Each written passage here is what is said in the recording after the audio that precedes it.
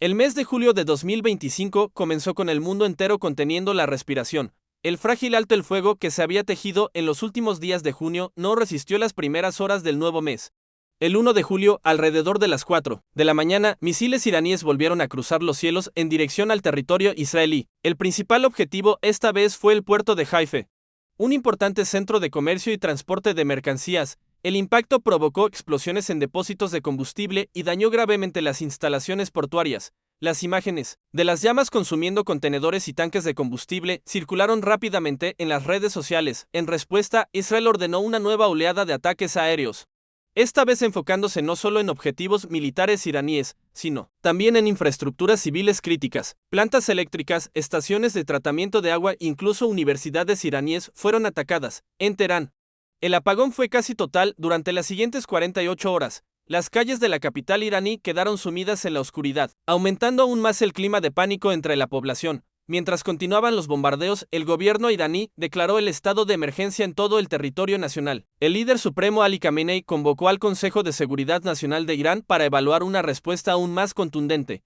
Comenzaron a circular rumores en la prensa internacional sobre la posible preparación de un arma de represalia de alto impacto.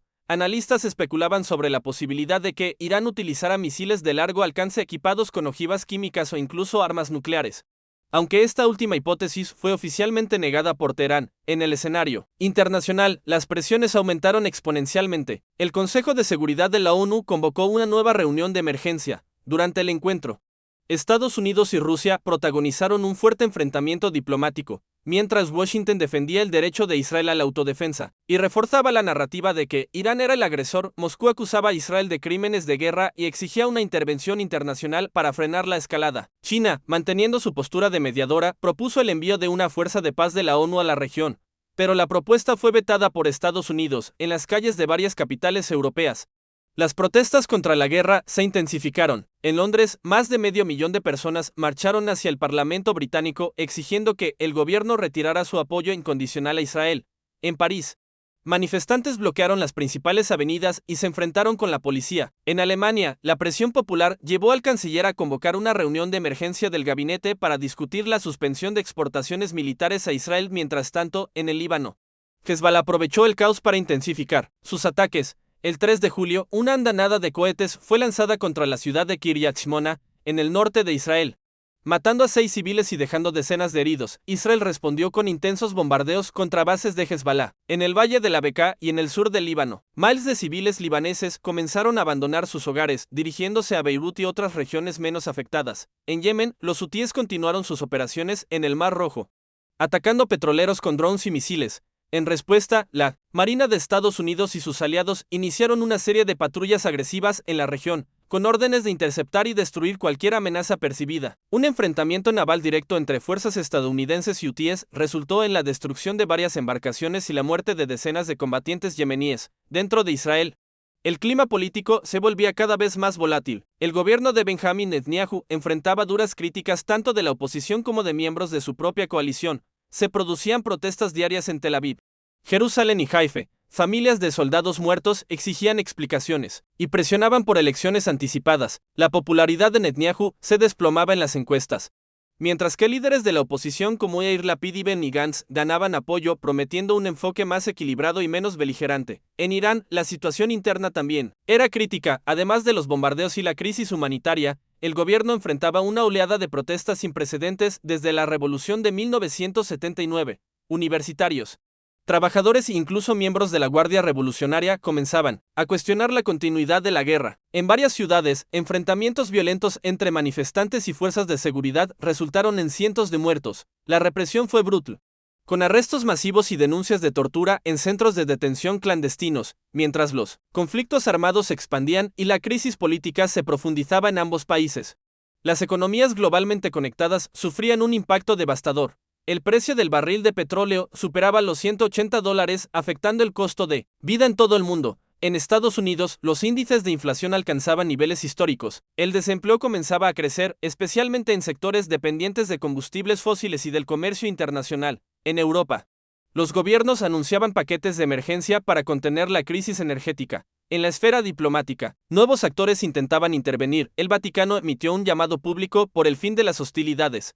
con el Papa Francisco declarando que el mundo camina peligrosamente hacia una guerra de proporciones globales. La Liga Árabe convocó una reunión extraordinaria en la que varios países miembros exigieron la suspensión de todas las operaciones militares y la apertura inmediata de corredores humanitarios para Gaza y el sur del Líbano. En el campo militar, Israel lanzó el 5 de julio una nueva operación llamada Espada de Sion, cuyo objetivo era eliminar la infraestructura de lanzamiento de misiles en Irán y el Líbano. Aviones F-35 y drones de ataque fueron desplegados en gran número. Las fuerzas de defensa de Israel también iniciaron movilizaciones terrestres en la frontera con el Líbano, dando señales claras de una posible invasión terrestre y Irán, por su parte, anunció la activación de su fuerza de reacción rápida, movilizando a más de 150.000 soldados hacia posiciones estratégicas en todo su territorio. Las autoridades iraníes también declararon que todos los civiles entre 18 y 45 años estaban siendo convocados para el servicio militar de emergencia. Las imágenes de miles de jóvenes marchando por las calles de Teherán con banderas nacionales y gritos de guerra se hicieron virales en las redes sociales. Mientras continuaban los enfrentamientos directos, surgía una nueva amenaza: la posibilidad de ciberataques a gran escala.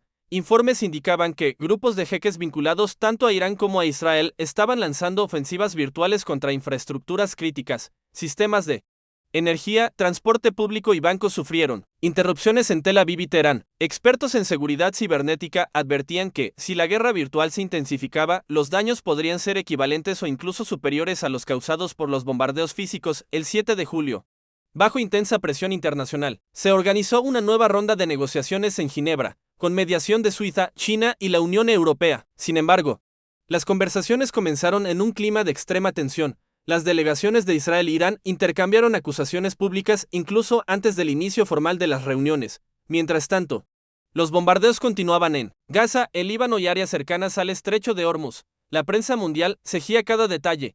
Las cadenas de televisión mantenían cobertura en vivo las 24 horas del día. Expertos militares, analistas políticos y economistas debatían los posibles escenarios futuros, desde un acuerdo de paz temporal hasta una escalada hacia una guerra total, con potencial de involucrar a potencias como Rusia, China y Estados Unidos de manera aún más directa. Dentro de la franja de Gaza, la población civil seguía siendo el epicentro del sufrimiento. Informes indicaban que el 85% de los habitantes estaban desplazados internamente. Familias enteras vivían en tiendas improvisadas sin acceso a agua potable, alimentos ni medicinas. Epidemias de enfermedades como cólera y disentería comenzaron a propagarse rápidamente. El número de muertos entre civiles ya superaba los 70.000, según datos preliminares de la ONU. En Irán, las pérdidas también eran enormes.